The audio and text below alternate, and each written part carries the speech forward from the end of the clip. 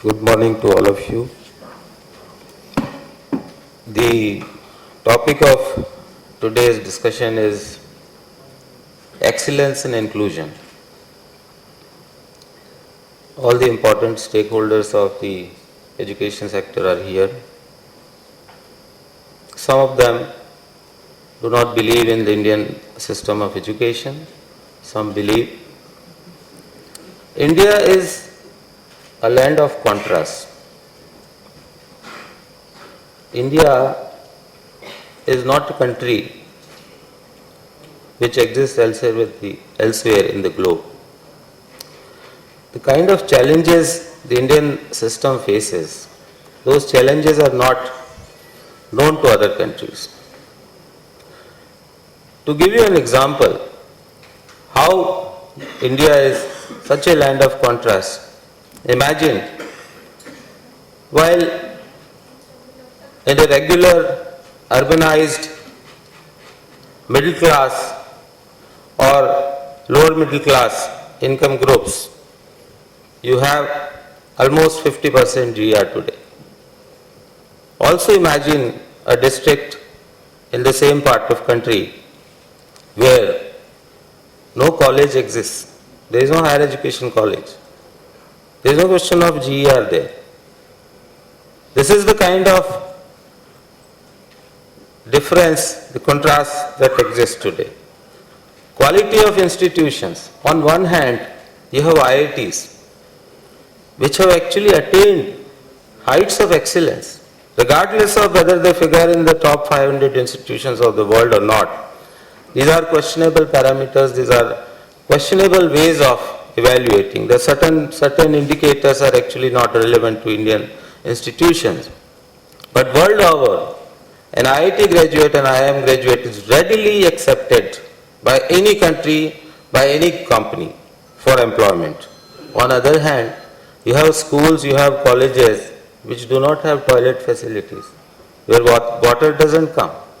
Even blackboards don't exist.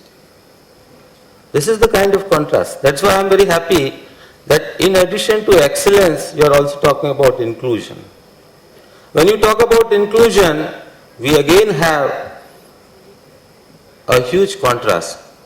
This is two very different opposing ideological standpoints that we tend to take. One of it says that inclusion can only be at the expense of excellence. That the strategies for bringing equity and inclusion compromise quality. I am sure many of us who are there in this hall today would agree, would fall somewhere on the spectrum. There are a lot of people who question the entire policy of giving reservations in admissions to deprived classes. This is an ideological standpoint. How do we reconcile these contrasts? How do we reconcile? How do we see that while our goal remains that of an excellence, it should not be at the cost of a rural student who doesn't have access to resources, who does not know English language, who has no access to computers, who has no access to internet, in whose village even the electricity doesn't come. This is the challenge that we are talking about. As a policy maker, as a person who is there as part of the education sector, these are formidable challenges. They need to be overcome. In the last 60 years, we must agree, we must accept, whole lot of changes have taken place. Today, India has become a land of destination. Foreign institutions are coming. They are interested in setting up institutions, campuses in India. There is again an ideological debate that why do we permit foreign institutions in India? Would it be at the expense? Would it give some kind of a competition to Indian institutions? Should we protect Indian institutions? This again is a policy dilemma. Then also the way we treat education. Unfortunately, in today's era, we all talk about employability. that education should lead to some kind of good employment. But again, there is an ideological debate here. Is education only an instrument for material advancement? Was it only an instrument to ensure that one gets a job or a decent life after one passes out? Or does education have certain objectives which go beyond the immediate tangible benefits? We need to again see, make it a part of the quality, the excellence that we talk about. We must ensure that integrated holistic development of a personality, of a citizen, of a person who cares for others, one who cares for poor, one who has those sensibilities and sensitivities in his heart. We must produce those kind of pass outs. So how do we do that? On one hand, materialism is pulling us. On other hand, we have these competing goals. So this is the kind of system that we are talking about. When we talk about Indian system of education, we are talking about huge challenges that are there before us. Now, to restrict myself, having outlined what are the policy perspectives and different competing claims that we have on the education, how do we take it forward? How do we ensure that we must all believe and agree that inclusion and equity has to be very much a part of our entire endeavor towards bringing excellence and quality in education. It should not be divorced from that goal. That goal has to be integrated. That's the first non-negotiable that we must all subscribe to and agree. If we do not, then the problem would continue to exist. You'll have islands of excellence. You will not have a mainland of quality. You'll have just a few islands of excellence. They will not make the mainland ever. We must ensure that the last man, the last student that is there, must also be educated with a quality education. So how do we do that? First of all, the resources that are available for education today. It's a fact that in the 11th plan, almost 11 times higher allocation was provided.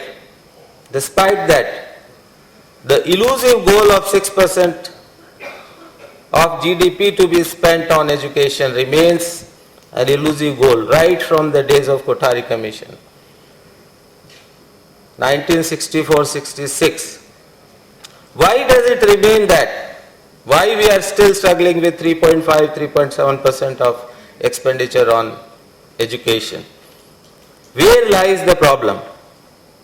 I would say it goes beyond the portals of Ministry of Education or even the Planning Commission. We must understand that until unless, again there will be an ideological debate, your tax to GDP ratio does not increase, this goal is going to remain only a goal. You cannot, in whatever 14 to 15% of tax to GDP ratio is there, how can you talk about 6% of GDP to go to education or 1.5 to go to? We can play with statistics. We have been playing with statistics, but that doesn't serve the purpose. It has to go beyond that. It has to be concrete. And it's also very clear that it's a public expenditure we are talking about. It's a public expenditure on education which should be 6% of education, 6% of GDP. So that is one challenge. We need to see that every plan, every year, we keep getting enhanced resource allocation.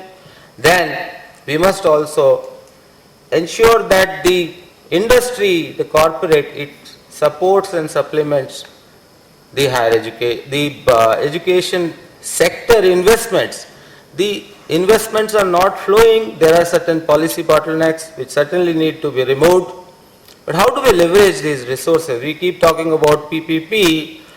Luckily in school education we have come forward with a very good model very good architecture, which is setting up 2,500 model degree college, model schools. We need to see how it takes shape, but if it really takes shape, maybe we have some kind of a template which we can take further forward. Talking about excellence and quality in higher education, there are a whole lot of new initiatives that have been launched, and one of them now is to ensure that the basic minimum benchmark of quality is assured through third-party independent accreditation mechanism and self-disclosure based regulation, which is in the offing very shortly. In this year, we'll see that accreditation becomes a norm so that students and parents are aware of quality of an institution before they admit their ward there. On research and development and on innovation, this decade has been actually declared as a decade of innovation. The government is also very much seized of the fact that this is an era in which the currency of economic power is no more the resource endowment, no more the power that flows from a gun, no more the industry, it's innovation. The research and innovation is now the latest currency of economic power, and you see in times to come, India, which is an emerging superpower, if it really exploits the potential that exists for research and development and innovation, certainly a time would come when India would provide the leadership to the whole world which India is capable of. ICT, talking about ICT, there are a whole lot of approaches that the government is following, the ministry is following. There are companies that are engaged in the field of ICT enablement. Certainly, this is one of the most important and crucial factor that would add to the quality, that would improve the quality. We must utilize all the ICT tools that are available at our command to see that education is provided the kind of support. But again here, I would actually sound a note of caution. Let us not ever think that ICT or e-learning is a replacement or a substitute for quality classroom learning. It is not. It's only an addition. It supplements the quality. It doesn't supplant. It doesn't supplant the whole education. We cannot think of just changing the whole paradigm upside down. The years, the decades of the practices of learning, what the education experts have told, NCERT director perhaps would support me in this when I say that there is no replacement for a good teacher ever. Otherwise, best of the universities would not be hiring Nobel laureates and keeping them, retaining them. We can as well hear Nobel laureates on the TV. No, there is something else in learning process. It's a very integrated organic process. It just goes beyond. So we must keep that. I mean, that is something we need to keep in mind. And I think I would just end with my last remark that is there on the inclusion. The NSSO survey that was conducted in the year 1986 or 87, it says in that survey it came out that 21% of the students do not go for higher education only because of lack of financial wherewithal. They don't pursue higher education because they cannot afford it. It's not a matter of giving free ships or scholarships or giving free tuition fee waiver. A student from a rural area, when he goes to urban area, he needs some place to stay, maybe on rent, maybe hostel, then something to eat. Those expenses are there. So when we talk about the student support schemes, we need to take into account all those factors. we need to see that we scale up and enhance our scholarships and fellowships to the extent we can, means blind. And there are two very important schemes that are running. One is already currently in the implementation, that is we are giving interest, the government is bearing the interest in way of complete 100% subvention for loans that are taken by economically weaker sections, that means those belonging to less than 4.5% annual income bracket.